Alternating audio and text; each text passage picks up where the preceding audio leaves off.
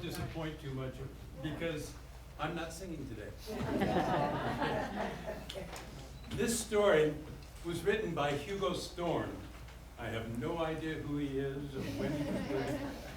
But the music was composed by Marion Hickman. My wife and I were introduced to her back in the late 70s, let's put it that way. And she asked us if we were interested in performing this. Well, of course. And so we did this several times in San Jose. That's where she lived. So the story is about lost love in the far back hills.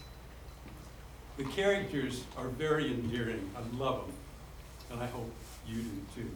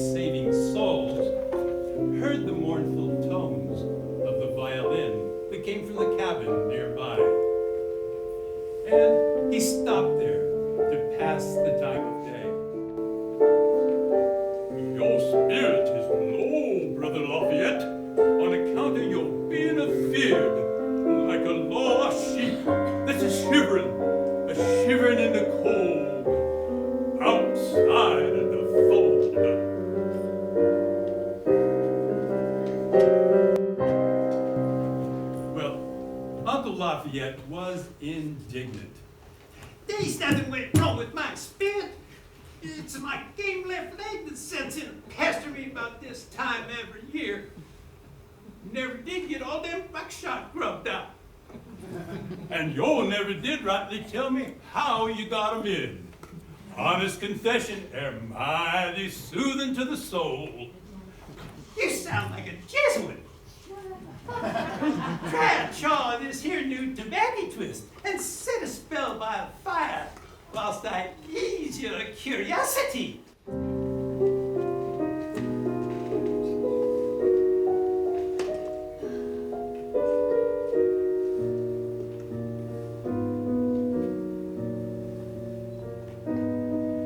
And while the Reverend Guest sat quietly studying the hearth fire in its ever-changing moods, Uncle Lafayette painted for him a picture in words of a Scarlet Autumnal long ago.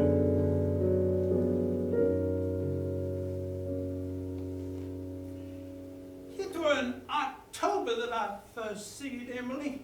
Oh, she had the bluest eyes, and her hair the color of daffodils. It come back to me like it were yesterday. And he told Brother Bender how he saw her sitting on the courthouse steps all alone. And he went to sit beside her. They got to talking, and it seems her pappy had shot up a couple of neighbors and got himself indicted. She was waiting for the jury to send her pappy Luke home so that she could fetch him home. Uncle Lafayette went on to tell how the jury was out until long after sundown. And the jury was out, and how they were convicted because there were too many relatives on the wrong family on the jury.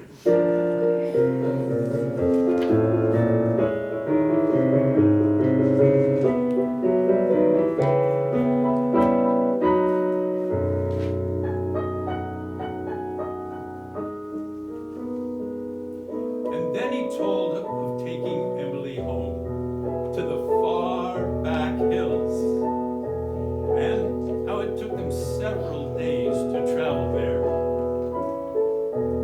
riding a long trail through the deep shade of the valley and into the sudden brilliance of the warm autumn sun on the heights.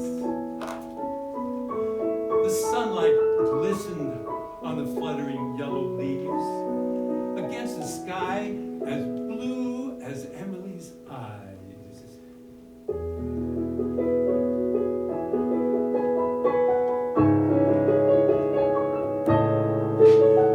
For a time, Uncle Lafayette was lost in his memories.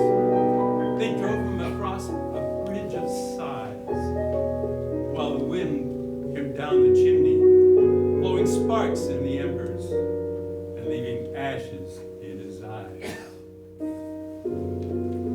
At last, he told how they came to a clearing where she lived, and a shotgun, boom! From somewhere in the gloom. Uncle Lafayette rubbed his old wound and sighed with gentle resignation. You know, that gal never once told me she had a husband. Nor that she'd run off from him to tend her pappy's trial. She wore Jezebel, Brother Lafayette, would lead ye astray. She weren't no Jezebel. She were pure lonesome. And just naturally, a little absent-minded.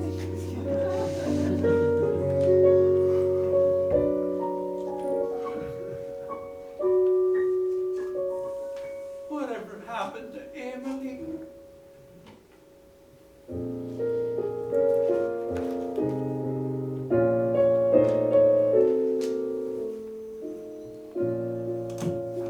Always at the falling of the